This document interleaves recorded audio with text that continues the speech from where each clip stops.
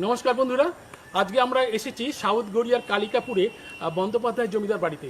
আপনারা দেখছেন আমার পিছনে যে স্থাপত্যটি দেখছেন, এটা হচ্ছে বন্দ্যোপাধ্যায় জমিদার বাড়ি। এটা অন্যান্য দিক থেকে উল্লেখযোগ্য তো বটেই, একটা বিশেষ দিক থেকে উল্লেখযোগ্য যে এই বাড়ির সন্তান দুর্গাদাস বন্দ্যোপাধ্যায়, যার মৃত্যু হয়েছে 1943 সালে। তিনি এই বাড়ি থেকে পালিয়ে গিয়ে অভিনেতা হিসেবে তিনি নিজেকে অভিনয় জগতে প্রতিষ্ঠা করেন। আপনারা দেখছেন বাড়ির থামগুলো। আমি সুবিধাকে বলবো যে আমাকে ছেড়ে একবার ওই শুধু থামগুলো দেখানোর জন্য, স্ট্রাকচারটা দেখানোর জন্য, যে এই বাড়ির একসময় কি ঐশ্বর্য ছিল, কি বৈভব ছিল, কি প্রতিপত্তি ছিল, কি আর্থিক স্বাচ্ছন্দ্যে তারা জীবনযাপন করেছেন। সেই স্বাচ্ছন্দ্যমূলক জীবনযাপনকে ত্যাগ করে দুর্গাদাস বন্দ্যোপাধ্যায় চলে গিয়েছিলেন কলকাতায়। একেবারে সোনার চামচ মুখে নিয়ে জন্মগ্রহণ করা একটি সন্তান ওই কৈশোর তখনকার দিনে যে কি করে তিনি সেটা করেছিলেন, তার সাহস এবং তার কি বলবো, তার এবং সাধনা, সেগুলোকে বলতেই হয়। সেইগুলো তিনি তার পরিচয় রেখেছেন তার পরবর্তী জীবনে অভিনয় শিল্পী হিসেবে, অভিনেতা হিসেবে তিনি নিজেকে প্রতিষ্ঠা করেছেন। আপনারা দেখছেন বাড়িটা, আমাকে একটু ক্যামেরায় নিয়ে একটু হাতটা দেখাবেন যে এই দেখুন বাড়ি দেখেন, জি থামগুলো দেখুন, 6টা থাম পরপর দাঁড়িয়ে আছে। তার মাথার উপর যে ছাদটা দু জায়গায় ধসে গেছে, মানে গোলাকৃতি হয়ে। আর থামের মাথার যে চুনসুকির কাজগুলো রয়েছে, যে ফুলের নকশাগুলো দেখছেন, অসাধারণ নৈপুণ্য শিল্পী। আর যিনি তৈরি করেছেন তাদের তো প্রশংসা করতেই হয়, তারা সেই ধরনের শিল্পীকে তারা নির্বাচন করেছেন এই ধরনের কাজ করার জন্য। সুতরাং আর বাদবাকি ইতিহাসটা আপনাদের পরবর্তী পদক্ষেপে বলবো। আপনাদের আপাতত আমি বিরতি নিচ্ছি, আবার পরবর্তী ভিডিওতে আপনাদের এই বাড়ি, জমিদার বাড়ি সম্পর্কে যেটুকু আমি জানি সেটুকু আপনাদের সামনে শেয়ার করে নেব। শিয়ালদা থেকে ক্যানিং লোকাল ধরে আমরা কালিকাপুর স্টেশনে নেবে, সেখান থেকে টোটো ধরে আমরা এখানে এসে পৌঁছেছি। এটা হচ্ছে সাউথ গড়িয়ার কালিকাপুর। আর সামনে যে তরুণদ্বারটি দেখছেন, এটি হলো সেই সাউথ গড়িয়ার কালিকাপুর বন্দ্যোপাধ্যায় জমিদার বাড়ির তরুণদ্বার। এই যে হচ্ছে বাড়ির প্রবেশদ্বার, আপনারা দেখছেন বাড়ির প্রবেশদ্বার। রাস্তা থেকে বাড়িটা দেখাচ্ছি আপনাদের, তরুণদ্বারের সামনে দিয়ে বাড়িটা দেখানোর চেষ্টা করছি। এই যে রাস্তাটা, সরু পায়ে চলা পথ, আর তরুণদ্বারের পেছন আপনারা দোতলা বাড়িটি দেখতে পাচ্ছেন, ভগ্ন জীর্ণ অবস্থায় দাঁড়িয়ে আছে এখনো মাথা তুলে। এখানে কিছু মানুষ, এই বন্দ্যোপাধ্যায় পরিবারের মানুষ এখানে বসবাস করেন। এটা বন্দ্যোপাধ্যায়দের জমিদার বাড়ি, যে বাড়ির সন্তান ছিলেন এক সময়কার নামকরা মঞ্চ ও চলচ্চিত্রের অভিনেতা দুর্গাদাস বন্দ্যোপাধ্যায়। তিনি যখন সাইলেন্ট মুভি অর্থাৎ নির্বাক ছবিতেও যেমন অভিনয় করেছেন, তেমনি সবাক ছবিতেও অভিনয় করেছেন। বিংশ শতাব্দীর দ্বিতীয়, তৃতীয় ও চতুর্থ দশক, এই 3টি দশক ধরে বাংলা রঙ্গমঞ্চ ও রূপলী পর্দায় নির্বাক ও সবাক চলচ্চিত্রে দাপিয়ে অভিনয় করে গেছেন দুর্গাদাস বন্দ্যোপাধ্যায়, এই বন্দ্যোপাধ্যায় জমিদার বাড়ির ছেলে। মহানায়ক উত্তম কুমারের আগেই তিনি বাংলা চলচ্চিত্র মোদি ও চলচ্চিত্র সমালোচকদের কাছে হয়ে উঠেছিলেন স্টার, ম্যাটিনি আইডল। কেউ কেউ তাকে বলতেন Douglas fair banks of the east. আসলে সেই সময় হলিউডে নির্বাক চলচ্চিত্র যুগে ডগলাস ফেয়ার ব্যাংকস ছিলেন একজন আন্তর্জাতিক খ্যাতিসম্পন্ন অভিনেতা। দুর্গাদাস বন্দ্যোপাধ্যায়ের মন কাড়া অভিনয় মানুষের মনে এতটাই দাগ কেটেছিল যে তাকে হলিউডের আন্তর্জাতিক খ্যাতিসম্পন্ন অভিনেতা ডগলাস ফেয়ার ব্যাংকসের সঙ্গে তুলনা করা হতো। আজকের ভিডিওতে আমি আপনাদের শোনাবো সেই উত্তরণের কাহিনী, জিরো থেকে হিরো হয়ে ওঠার কাহিনী।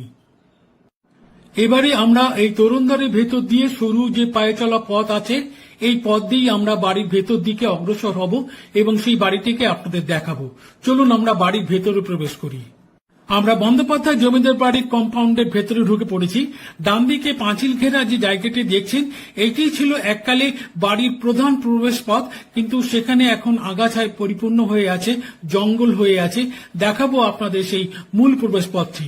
আমরা আরেকটু এগিয়ে যাই, তাহলেই দেখতে পাবেন বাড়িটি। আমরা ধীরে ধীরে এগিয়ে চলেছি বন্দ্যোপাধ্যায় জমিদার বাড়ির দিকে। আপনারা পর্দায় দেখতে পাচ্ছেন অপূর্ব স্থাপত্য শৈলীতে নির্মিত পুরনো, জীর্ণ, মলিন, পলেস্তরা খসা দোতলা বন্দ্যোপাধ্যায় জমিদার বাড়িটি। দেখতে পাচ্ছেন বাঁদিকে রয়েছে একটি বড়সড় পুকুর। এককালে এই পুকুরের জলে ব্যবহার করতেন বন্দ্যোপাধ্যায় জমিদার পরিবারের সদস্যরা। বর্তমানে পুকুরটি চারিদিক আগাছায় পরিপূর্ণ হয়ে আছে, সংস্কারে খুবই প্রয়োজন। বন্ধুরা, আপনারা পর্দায় বন্দ্যোপাধ্যায় জমিদার বাড়িটি দেখতে থাকুন। তবে আজকের ভিডিওতে এই জমিদার বাড়ির ইতিহাস বা ঐতিহ্যের কথা যত না থাকবে তার থেকে বেশি থাকবে এই বাড়ির সন্তান, দুর্দান্ত অভিনেতা, আজকালকার ভাষায় মেগা স্টার দুর্গাদাস বন্দ্যোপাধ্যায়ের কথা, যিনি জমিদার বাড়ির সুখ স্বাচ্ছন্দ্য ভোগ বিলাস সব ত্যাগ করে অভিনেতা হবার স্বপ্নে বিভোর হয়ে বাড়ি ছেড়ে কলকাতা পাড়ি দিয়েছিলেন। সেখানে অনেক দুঃখ কষ্ট বঞ্চনা অপমান সহ্য করে সম্পূর্ণ নিজের চেষ্টায় নিজের উদ্যমে হয়ে উঠেছিলেন একজন দক্ষ অভিনেতা, সকলের চোখে হয়ে উঠেছিলেন একজন স্টার। তার জীবনটা একেবারে সিনেমার গল্প বা রূপকথার গল্পের মতন। তিনি একেবারে জিরো থেকে হিরো হয়ে উঠেছিলেন। শোনা যায় উত্তম কুমার যখন উত্তম কুমার হয়ে ওঠেননি, শুধু অভিনয় করার স্বপ্নে বা অভিনেতা হবার স্বপ্নে ডুবে থাকতেন, তখন অভিনেতা দুর্গাদাস বন্দ্যোপাধ্যায় এবং অভিনেতা দুর্গাদাস বন্দ্যোপাধ্যায়ের জীবন সংগ্রামের কাহিনী তাকে অনুপ্রাণিত করেছিল। আপনারা পর্দায় জমিদার বাড়ির যে অংশটি দেখতে পাচ্ছেন সেটা হলো জমিদার বাড়ির এক সময়কার প্রধান প্রবেশ পথ। কতগুলো ডোরিক স্টাইলের উঁচু স্তম্ভের উপর দাঁড়িয়ে আছে প্রবেশ পথের কড়ি বর্গার ছাদ, যা বর্তমানে জীর্ণ তো বটেই, কালের করাল গাছের ছাদে তৈরি হয়েছে গোলাকার দুটো বৃত্ত, যার মধ্যে দিয়ে দেখা যায় দূরের নীল আকাশটিকে আর নিচে আগাছার জঙ্গল। আর এখানে 1 2 3 4 5 6 6টা ডোরিক স্টাইলের থাম দেখতে পাচ্ছি। হ্যাঁ, আর এটাই ছিল এনাদের মূল প্রবেশ পথ, কিন্তু সেটা এখন বন্ধ, সামনে যাওয়া যাবে না, জঞ্জাল আগাছা পরিবৃত হয়ে আছে, মানে পরিপূর্ণ হয়ে আছে। বর্তমানে এই জমিদার বাড়িটি জীর্ণ ও মলিন হয়ে পড়লেও এই বাড়ির ইতিহাস ও ঐতিহ্য এখনো অম্লান হয়ে আছে। দুর্গাদাস বন্দ্যোপাধ্যায় সম্পর্কে কিছু কথা বলার আগে এই জমিদার বাড়ির সম্পর্কে আপনাদের কিছু কথা জানিয়ে রাখি। এনারা ছিলেন আদিতে দক্ষিণ বারাসাতের জমিদার পরিবার।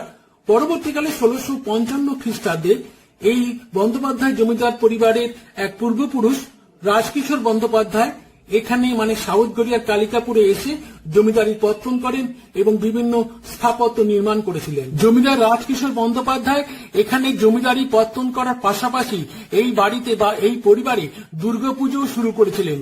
আজও সেই দুর্গাপুজো চিরাচরিত প্রথা মেনে নিষ্ঠা ভরে সাড়ম্বরে চিরাচরিত প্রথা অনুযায়ী অনুষ্ঠিত হয়ে আসছে। এই বাড়ির দুর্গাপুজোর বয়স প্রায় 350 বছরের বেশি। সেই দুর্গা দালান এই বাড়ির পাশেই রয়েছে, আর সেখানে রয়েছে রাধা গোবিন্দ জিউর মূর্তি। সেই জন্য দোল উৎসবও এই বাড়িতে মহা সমারোহে পালন করা হয়ে থাকে।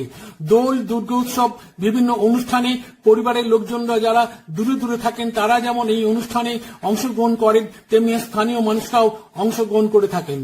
এবারে শোনাবো আপনাদের দুর্গাদাস বন্দ্যোপাধ্যায়ের জীবনের কাহিনী। দক্ষিণ 24 পরগনার কালিকাপুরে এই বর্ধিষ্ণু বন্দ্যোপাধ্যায় জমিদার পরিবারে 1893 সালে 3রা ডিসেম্বর জন্মগ্রহণ করেছিলেন দুর্গাদাস বন্দ্যোপাধ্যায়। দুর্গাদাস বন্দ্যোপাধ্যায়ের বাবার নাম তারকনাথ বন্দ্যোপাধ্যায়। তিনি ছিলেন মৃতভাষী রাজবাড়ী জমিদার। 4 নাতনির পর যখন দুর্গাদাসের জন্ম হল, দুর্গাদাসের ঠাকুরদা বলেছিলেন স্বর্গে যেন ঘণ্টা ধ্বনি হল। আদর করে তিনি তার নাতির নাম রাখলেন ঘণ্টা। বাবা খুব রাজবাড়ী এবং মৃতভাষী ছিলেন বলে দুর্গাদাসের যত আবদার আর বায়না ছিল তার মা অন্নপূর্ণা দেবীর কাছে। এই জমিদার বাড়িতে দোল, দুর্গোৎসব প্রভৃতি উপলক্ষে নানা রকম অনুষ্ঠান হতো, বসতো যাত্রা গানের আসর। তাদের গ্রামেও নানা উৎসব অনুষ্ঠান উপলক্ষে যাত্রা গান, কবি গানের আসর বসতো। সেই সব দেখেই খুব ছোটবেলাতেই দুর্গাদাসের মাথায় ঢুকে গেল অভিনেতা হবার স্বপ্ন।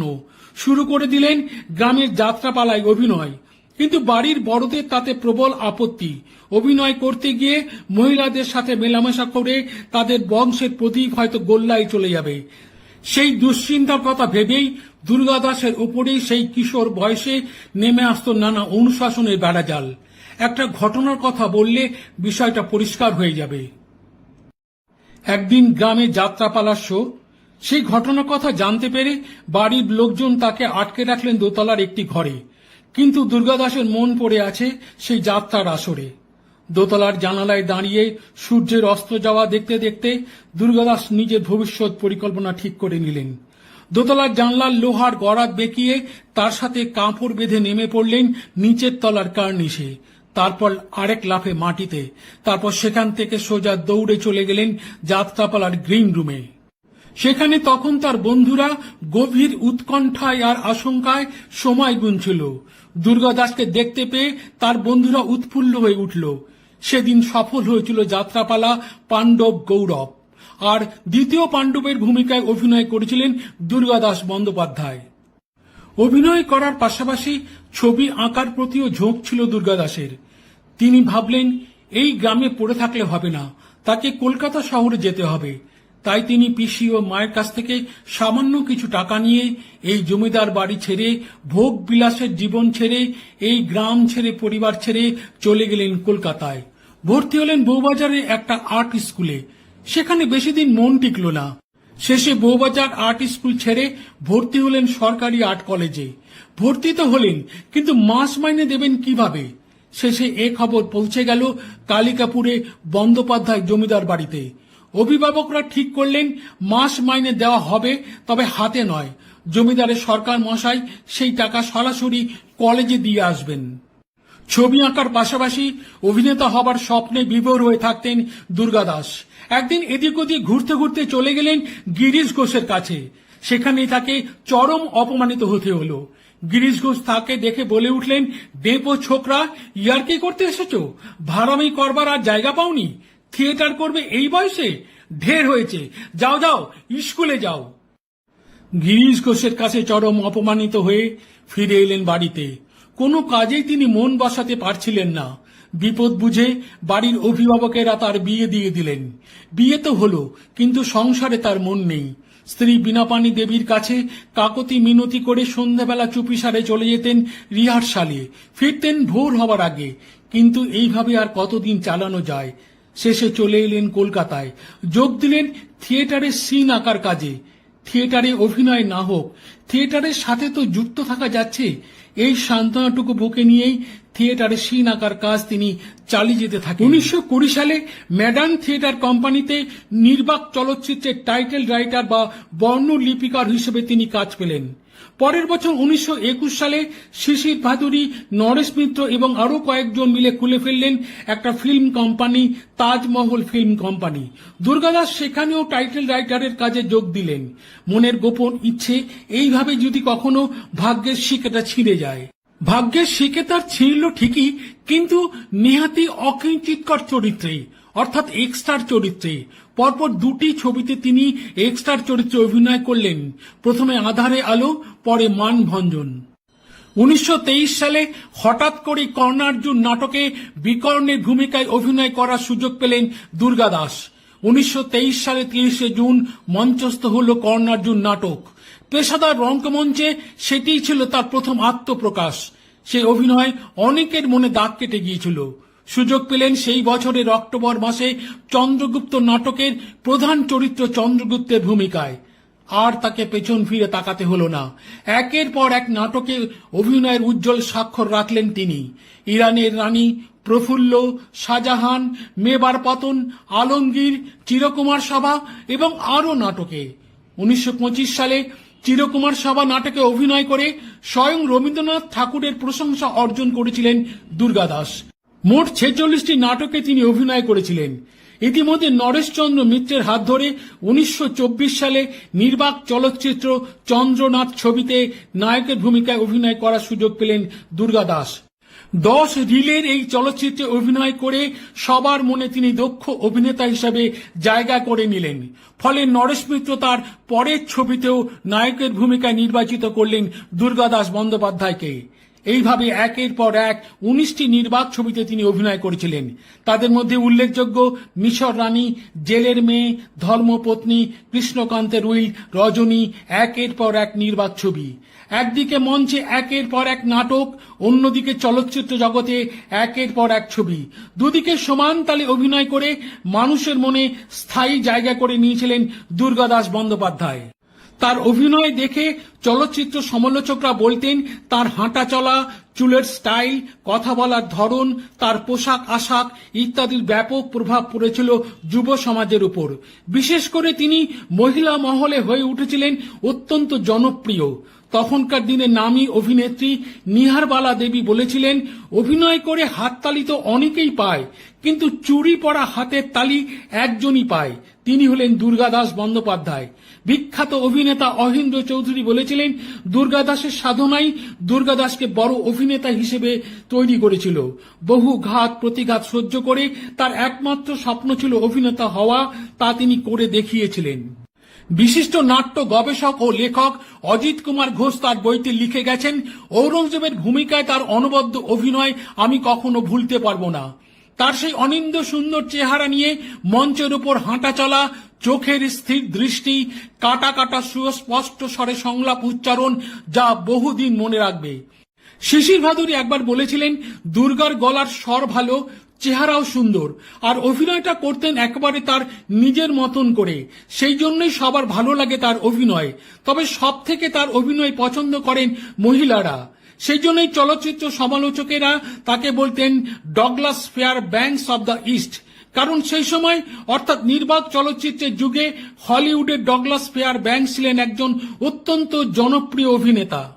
মহিলাদের কাছে তিনি হয়ে উঠেছিলেন তাদের নয়নের মণি, ম্যাটিনি আইডল, আর পুরুষদের কাছে তিনি হয়ে উঠেছিলেন একজন স্টার। ইতিমধ্যে বাংলা নির্বাক ছবি সবাক ছবিতে রূপান্তরিত হয়েছে। 1931 সালে নিও থিয়েটার্সের ব্যানারে প্রথম সবাক চলচ্চিত্র দেনা পাওনাতে তিনি অভিনয় করেন। তারপর একে একে অভিনয় করেন চণ্ডীদাস, কপাল কুণ্ডলা, ভাগ্যচক্র, মীরাবাই, মহুয়া, বিদ্যাপতি, পরশমণি ছবিতে। এইভাবে তিনি সারা বাংলার মানুষের কাছে, সারা বাংলার চলচ্চিত্র মদিদের কাছে তিনি হয়ে উঠেছিলেন একজন স্টার, ম্যাটিনি আইডল। ইতিমধ্যে দুর্গাদাস হয়ে পড়েছিলেন রাশভারী, দাম্ভিক এবং মেজাজি। পরপর দুটি ঘটনার কথা আপনাদের শোনাই, তাহলেই আপনারা বুঝতে পারবেন যে তিনি কতটা মেজাজি ও দাম্ভিক হয়ে উঠেছিলেন। সালটি ছিল 1939 সাল। বিহারের পাটনা রেল স্টেশন থেকে কলকাতায় আসবেন সেদিনকার তারকা অভিনেতা দুর্গাদাস বন্দ্যোপাধ্যায়। রেলের একটি কামরা তিনি রিজার্ভ করেছেন কলকাতায় আসার জন্য। ট্রেন ছাড়ার আগে রেলের আধিকারিকরা তাকে গিয়ে বললেন, অবিভক্ত বাংলার মুখ্যমন্ত্রী ফজলুল হক সাহেব কলকাতায় যাবেন, আপনি ওনাকে আপনার কামরায় নিয়ে নিন। কিন্তু দুর্গাদাস বন্দ্যোপাধ্যায় তাদেরকে পরিষ্কার জানিয়ে দিলেন যে তিনি কামরাটি রিজার্ভ করেছেন এবং সেই রিজার্ভ করা কামরায় তিনি কাউকে উঠতে দেবেন না। রেলের আধিকারিকেরা তাকে অনেক করে বোঝালেন, কিন্তু দুর্গাদাস তার নিজের সিদ্ধান্ত থেকে এক চুলো সরলেন না। শোনা যায় তিনি তাদেরকে বলেছিলেন, ফজলুল হক মরলে আরেকজন ফজলুল হক জন্মাবে, কিন্তু একজন দুর্গাদাস মারা গেলে আরেকজন দুর্গাদাস জন্মাবে না। পরবর্তীকালে এই দম্ভ আর অহংকারের জন্য তাকে কিন্তু জরিমানাও দিতে হয়েছিল। আরেকটা ঘটনার কথা শোনাই। মঞ্চে নায়কের ভূমিকায় বা গুরুত্বপূর্ণ ভূমিকায় অভিনয় করলেও যারা ছোট ছোট চরিত্রে অভিনয় করতেন তাদের প্রতি দুর্গাদাসের ছিল অপার ভালোবাসা। তিনি তখন রংমহলে অভিনয় করছেন। রংমহলের মালিক ছিলেন গদাধর মল্লিক। কিছুতেই তিনি ছোট চরিত্রের অভিনেতাদের মাইনে বাড়াচ্ছিলেন না। সে কথা কানে যেতেই দুর্গাদাস তাকে ডেকে পাঠালেন। গদাধর মল্লিক সঙ্গে সঙ্গে হাজির হলেন দুর্গাদাস বন্দ্যোপাধ্যায়ের কাছে। দুর্গাদাস তাকে বললেন, তুমি এদের মাইনে বাড়াচ্ছ না কেন? এক্ষুনি এদের সবাইকে মাইনে বাড়িয়ে দাও। সাথে সাথে গদাধর মল্লিক ছোট চরিত্রের সমস্ত অভিনেতা অভিনেত্রীদের মাইনে বাড়িয়ে দিয়েছিলেন। সমানতালে চলচ্চিত্র ও মঞ্চে অভিনয় করতে করতে তিনি বোধহয় খানিকটা ক্লান্ত হয়ে পড়েছিলেন। সেই ক্লান্তি কাটাতে তিনি হাতে তুলে নিয়েছিলেন মদের গ্লাস। শেষের দিকে মদের নেশায় তিনি চুর হয়ে থাকতেন। অতিরিক্ত নেশার ফলে শরীর ভেঙে পড়েছিল দুর্গাদাসের। প্রিয় বান্ধবী ছবিতে তার শেষ অভিনয়। নায়িকা ছিলেন চন্দ্রাবতী দেবী। মিনার্ভা থিয়েটারে তার শেষ নাটক শচীন্দ্রনাথ সেনগুপ্তের কাঁটা ও কোমল। শেষের দিকে তিনি তখন খুব অসুস্থ। বাড়িতে তিনি থাকতেন, বিছানা থেকে উঠতে পারতেন না। বিছানায় শুয়ে শুয়ে তিনি শুনতে পারলেন তার শেষ ছবি প্রিয় বান্ধবীর মুক্তি পাওয়ার খবর। টেলিফোনে তিনি সংবাদ পেলেন তার ছবি দেখতে এখনো দলে দলে লোক জড়ো হচ্ছে সিনেমা হলের সামনে। তার দু চোখ বেয়ে জল গড়িয়ে পড়ল। তিনি বিশ্বাস করতে পারছিলেন না যে এখনো তার অভিনয় দেখার জন্য মানুষ ব্যাকুল হয়ে আছে। এখনো তার অভিনয় দেখার জন্য দলে দলে মানুষ ভিড় জমাচ্ছে সিনেমা হলের সামনে। কান্নায় ভেঙে পড়লেন দুর্গাদাস। কিছুদিন পরেই দুর্গাদাস বন্দ্যোপাধ্যায় মঞ্চ জগৎ ছেড়ে, চলচ্চিত্র জগৎ ছেড়ে, সর্বোপরি ইহ জগৎ ছেড়ে চিরকালের জন্য বিদায় নিলেন বাংলার প্রথম ম্যাটিনি আইডল দুর্গাদাস বন্দ্যোপাধ্যায়। তখন তার বয়স মাত্র 50 বছর। দিনটা ছিল 1943 সালের 20 জুন। বন্ধুরা, ভিডিওটি প্রথম থেকে দেখার জন্য আপনাদের সকলকে জানাই আন্তরিক অভিনন্দন ও শুভেচ্ছা। যদি ভালো লেগে থাকে তাহলে প্লিজ লাইক, কমেন্ট ও শেয়ার করবেন এবং আমার চ্যানেলটিকে সাবস্ক্রাইব করে আমার পাশে থাকবেন। সবাইকে আন্তরিক শুভেচ্ছা ও ধন্যবাদ। সবাই খুব ভালো থাকবেন। নমস্কার।